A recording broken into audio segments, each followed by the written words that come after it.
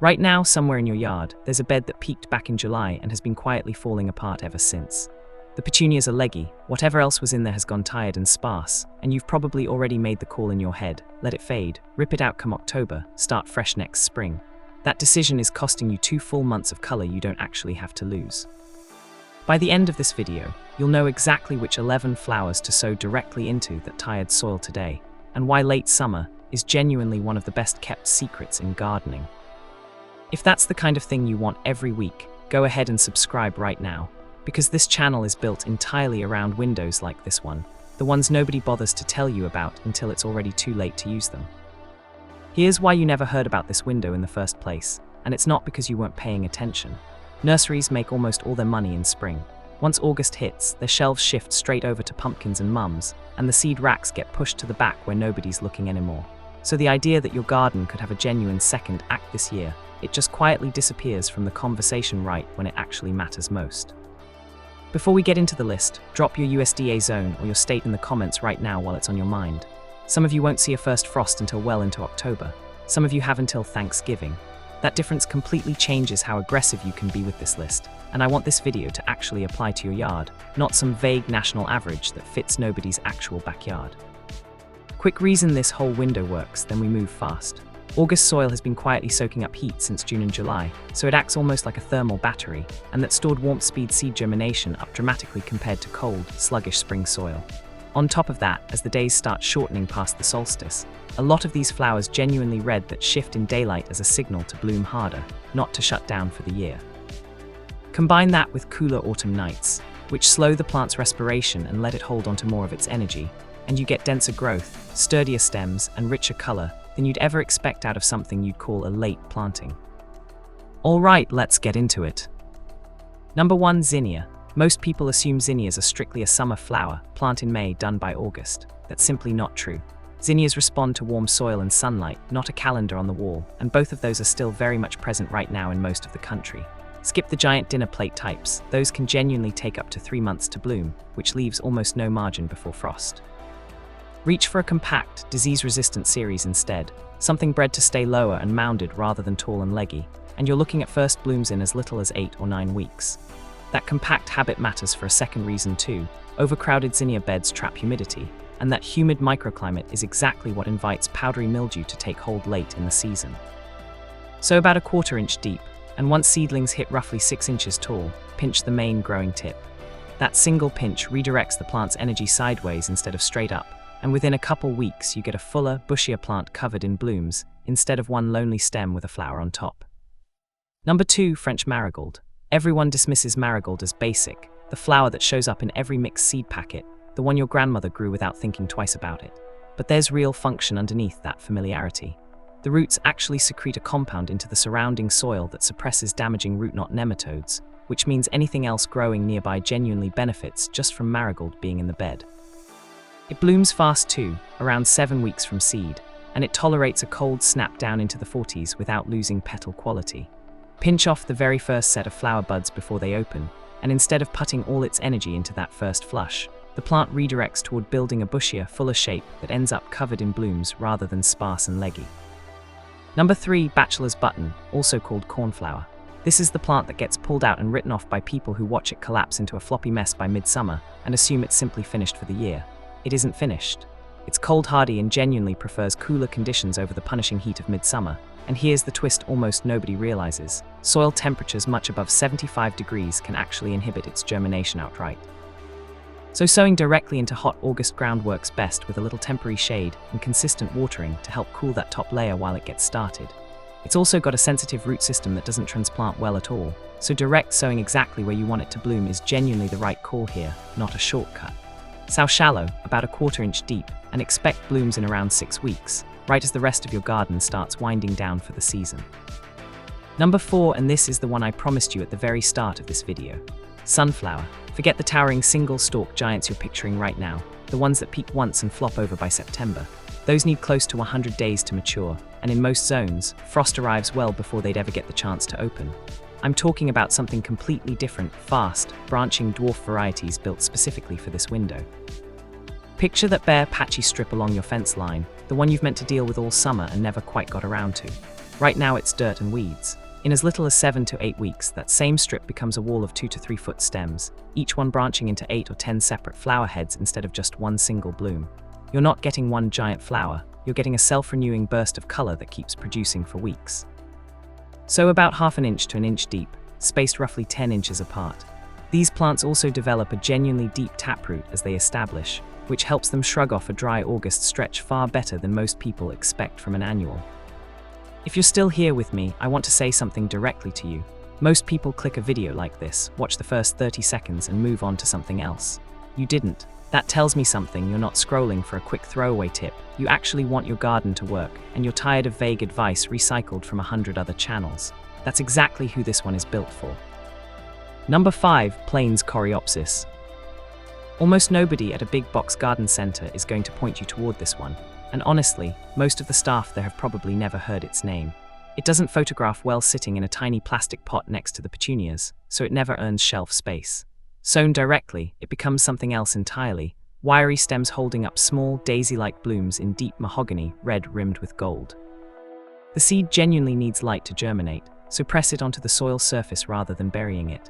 It thrives specifically in poor, dry soil that would leave most other flowers sulking and struggling, and it germinates fast, blooming in around 6 to 8 weeks, right in that late September stretch where a lot of your other flowers are already starting to fade. Number 6, Calendula, sometimes labeled pot marigold, even though it's not related to true marigolds at all. People assume flowering plants naturally shut down as fall approaches, conserving energy, getting ready for dormancy. Calendula does the exact opposite. It genuinely performs better as days get shorter and nights cool off, and it can shrug off a light frost down around 25 degrees without any real damage to the blooms. One honest caveat worth knowing: germination can be uneven when direct sown into the intense heat of August specifically, so starting it somewhere slightly more protected, or leaning on an established transplant instead, tends to be the more reliable path here. It also does real work in the garden beyond its own blooms, acting as a trap crop that draws aphids away from more valuable plants nearby, which in turn helps build up a healthy population of beneficial predators like ladybugs and lacewings. Expect blooms in around 6 to 7 weeks. Number 7, Nasturtium. This next one requires almost nothing from you except one small technique, and skipping it is the difference between a decent plant and something genuinely spectacular. Left completely alone, Nasturtium tends to push all its energy toward one long, leggy vine with flowers scattered thin along the length of it. Once your seedlings reach about 4 inches tall, pinch off the very top growing tip. That single action forces the plant to redirect its energy sideways, and within about 2 weeks it branches out into 3 or 4 new stems instead of just the one. Soaking the seeds in water for several hours before planting softens their naturally tough outer coat and speeds germination considerably. And keep the soil genuinely lean here. Rich, well-fed soil pushes the plant toward a dense canopy of leaves that actually hides the flowers, while poor soil is what pushes it toward abundant blooming instead. Number 8, China Aster. This plant has picked up an unfair reputation for being fussy over the years, careful staking, constant deadheading, precise watering schedules that scare people off before they even try it. Once it's established, it's genuinely tolerant of a fair amount of neglect. Where it does need real respect is day-length sensitivity, and this is the one flower on this whole list where missing the window specifically matters. So too late, and the plant can bloom prematurely on stems too short to be worth much at all. Because of that sensitivity, China Aster is really the exception here. An established transplant tends to perform far more reliably at this point in the season than a fresh direct seeding would. Give it around 8 weeks from planting to that first flush of dense, double blooms. Number 9, Strawflower. The petals feel almost papery, stiff and dry to the touch even while the flower is completely fresh and alive, and that's not a flaw in this plant, that's genuinely the entire point of it. Strawflower evolved in harsh, dry Australian conditions, so drought and outright neglect are exactly the environment it's built to handle without complaint. The seed is highly light sensitive, so it needs to sit right on the soil surface, uncovered, to germinate properly. Once it's established, it barely needs watering at all. And here's the bonus most people never realize. Because those petals are already naturally papery, you can cut the blooms and hang them upside down to dry, and they'll hold their color and shape for months afterward, giving you fall color that genuinely outlasts the actual growing season. Number 10, Sweet Alyssum. Every well-designed garden bed needs one thing most people overlook completely: a soft edge. Sweet Alyssum solves that better than almost anything else you could reach for, growing low and dense, and spreading outward rather than upward. It's also one of the fastest flowers on this entire list. germinating within about 5 days and producing its first blooms in as little as 4 weeks, which means even if you're watching this later in August with a shorter runway before frost, this one still has plenty of time to fully perform. Sow it very shallow, almost right on the surface, since it needs light to germinate. If an older planting from earlier in the season starts looking leggy or thin, shear it back by about half, and it flushes right back into fresh bloom as the weather starts cooling. Number 11, and I saved this one deliberately, because the reason it works is genuinely one of the more surprising things in this whole video. Cosmos. You've probably grown it before, those airy fern-like plants with delicate blooms swaying on tall stems. What most people don't realize is that cosmos is directly responsive to day length. It's what's called a short day plant, meaning its flowering actually accelerates once day length drops below a certain point. A cosmos sown right now isn't fighting an uphill battle against the season at all. It's stepping directly into the exact conditions where it performs at its absolute best. Keep the soil lean here too. Rich or heavily fertilized beds push cosmos toward weak, leggy stems and poor flowering instead. Pinch the growing tip early on for a sturdier, more self-supporting shape. Expect blooms in around 7 weeks, arriving right as that shortening daylight kicks its flowering response into full gear. Quick word on timing before we wrap this up, because it genuinely determines whether everything we just covered actually works. If you're in a colder zone, roughly 3 or 4, get seeds into the ground within the next week or so, no later. Zones 5 and 6 have a bit more room to work with, generally through most of August. Zones 7 and 8 can stretch all the way through the end of the month. And if you're in zone 9 or 10, you can realistically keep sowing into mid-September and still get a full bloom cycle before real cold shows up. Whatever your zone, take a few minutes to loosen the top several inches of soil first. August ground tends to be compacted and dry from months of summer heat, and work in a little compost, so those seeds actually make solid contact with soil that can hold onto moisture. A couple of quick troubleshooting notes. If you see wilting during the hottest part of the afternoon, even though the soil underneath still feels moist, that's heat stress, not thirst, and a light layer of mulch around new seedlings fixes it without blocking the light some of these seeds need. For aphids showing up on tender new growth, a teaspoon of dish soap mixed into a quart of water sprayed directly on them handles it for almost nothing. And if your germination looks patchy, some seeds sprouting while others just sit there doing nothing, that's almost always inconsistent watering. Water lightly every single day until you see even, consistent sprouting, then you can ease back into a normal rhythm.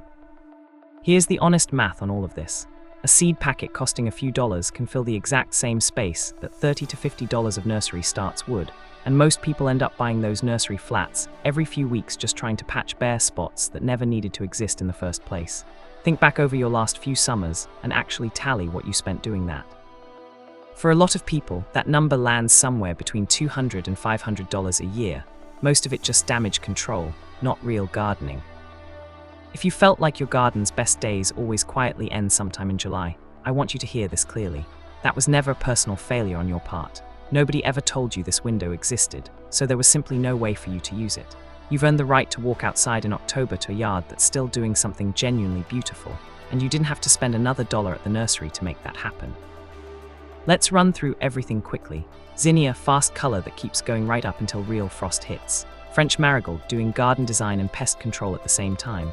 Bachelor's button, rewarding you for giving it a second chance this late in the year. Sunflower, turning your emptiest, saddest corner into the thing your neighbors actually stop and photograph. Plains coreopsis, the quiet one nobody at the store is ever going to point you toward. Calendula, thriving specifically because the days are cooling off. Nasturtium, completely transformed by one small pinch. China aster, steady and dependable once it's properly established. Strawflower, nearly indestructible and beautiful even after it's dried. Sweet alyssum, softening every hard edge in the bed. And cosmos, biologically built to bloom its absolute best precisely right now. Drop your zone in the comments if you haven't already, hit subscribe if this was useful to you, and go put some seeds in the ground today.